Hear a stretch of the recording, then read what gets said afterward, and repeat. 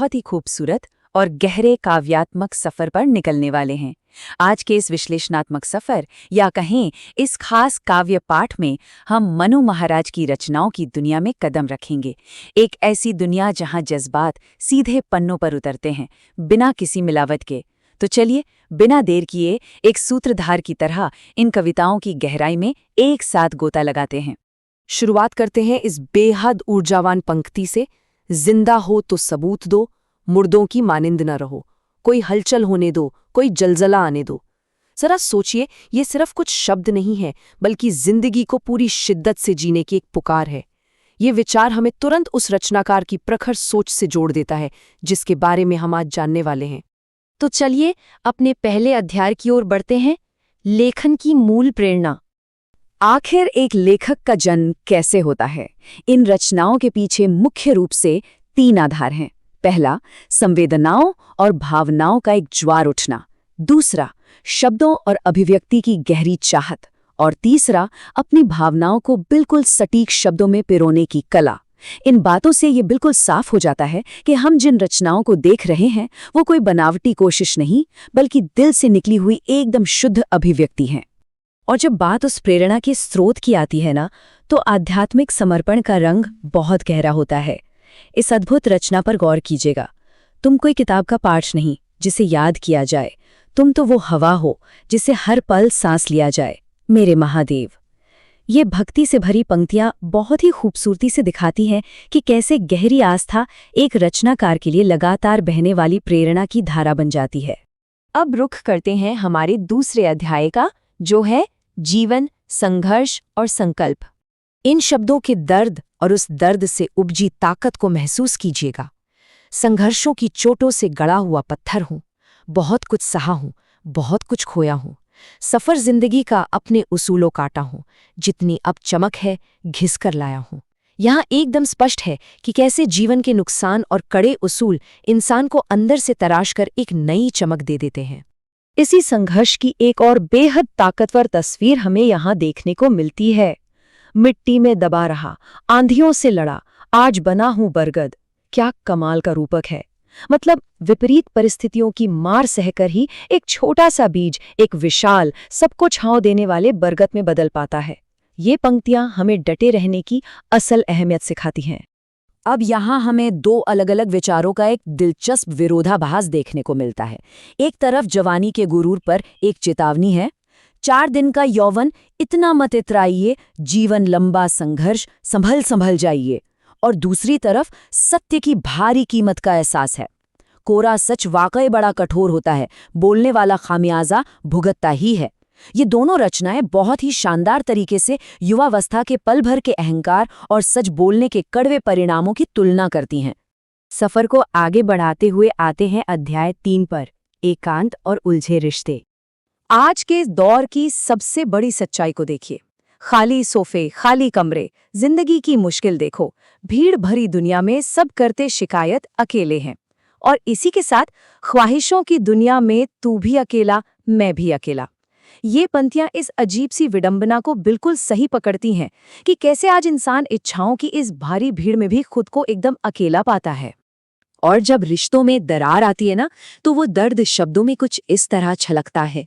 जिंदगी की गुल्लक में जो रिश्तों के सिक्के डाले थे, जरूरत पड़ी फोड़ के देखा, कुछ सिक्के खोटे निकले। ये सच में दिल को छू लेने वाली उपमा है। हम रिश्तों में अपना सब कुछ लगा देते हैं और अंत में स्वार्थ की चक्की में पिसकर कई बार वो सिक्के नकली निकल जाते हैं। ये मानवीय रिश्तों का एक बहुत ही मार्मिक और यथार्थवादी चित्रण है। अब जरा पल भर ठहर कर इस पंक्ति की गहराई में उतरते हैं। जब आंसुओं की बारिश होती है, तब पर्वत भी टूट कर बिखर जाती हैं। ये अथाह दुख और उस शोक की विनाशकारी ताकत को बयान कर रही है, जो इंसान को भीतर से पूरी तरह तोड़कर रख देती है। लेकिन ऐसा नहीं है कि ये रचनाएं हमें सिर्फ अकेलेपन के अंधेरे में छोड़ देती हैं। इसका एक बहुत ही प्यारा और आसान सा उपाय भी बताया गया है। कोई आता नहीं, तू भी जाता नहीं। 2 कदम चलकर मिल लो अपनों से, खिल उठेगी जिंदगी। इस एकांत को तोड़ने का कितना सुंदर तरीका है, बस खुद आगे बढ़कर अपनों की तरफ हाथ बढ़ाना। आइए अब कदम रखते हैं अध्याय 4 में, समाज, राजनीति और राष्ट्र। यहाँ हम बिना किसी पक्षपात के समाज के अलग अलग पहलुओं को देखेंगे। व्यवस्था और राजनीति की कमियों पर एक बहुत ही सीधा प्रहार है यहाँ। लगातार मौका देकर देखा, बार बार बदल कर देखा, रोज जनता ने खाया धोखा, उन्हें अपना घर भरते देखा। ये पंक्तियां बिल्कुल स्पष्ट रूप से उस राजनीतिक धोखे को दर्शाती हैं जिसका सामना समाज में अक्सर आम जनता को करना पड़ता है। भू राजनीति और कूटनीतिक पाखंड पर भी एक बहुत ही मुखर विचार रखा गया है। उम्र भर आग लगाने वाला जब कब्र के मुहाने पर आकर बैठा, अमन चैन शांति की वार्ता कर निशाने पाकिस्तान ठुकरा बैठा। इस रचना के जरिए हम देख सकते हैं कि कैसे बिना किसी घुमाव फिराव के कूटनीतिक दोगलेपन पर एक सीधा दृष्टिकोण सामने रखा गया है। इसी तरह व्यक्तिगत धार्मिक आस्था और सांस्कृतिक अवलोकन भी इस साहित्य का एक बड़ा हिस्सा हैं। इन पंक्तियों को देखिए। बस एक ही नाम लिखते जाना, वनवास हुआ अब पूरा है, राम लला हम आए हैं, मंदिर वही बना रहे हैं। इसे हम एक रचनाकार के अपने सांस्कृतिक विचारों और आस्था की अभिव्यक्ति के रूप में समझ सकते हैं। राष्ट्रवाद की बात करें तो ये पंक्तियां भी ध्यान खींचती हैं। आज अखंड भारत संकल्प दिवस, ये केवल हमारा संकल्प नहीं बल्कि हमारी आस्था और दृढ़ विश्वास का विषय भी है। इस पूरे काव्य संग्रह में हम स्पष्ट रूप से देख सकते हैं कि राष्ट्रीय चेतना और राष्ट्रवाद एक बहुत ही मजबूत विषय के रूप में उभर कर सामने आते हैं। और अब हम अपने इस सफर के अंतिम और सबसे गहरे पड़ाव पर पहुंच गए हैं। अध्याय 5, जीवन का सरल सार। सादगी और शुद्धता की इससे बेहतरीन व्याख्या शायद ही मिले। कागज जो कोरा है कोरा रह जाने दो, न करो बदरंग इसे कुटिल शब्द जाल से। कोरा कागज है, सरल, सच्चा, नेक, ईमानदार, अंतर्निहित भाव नहीं।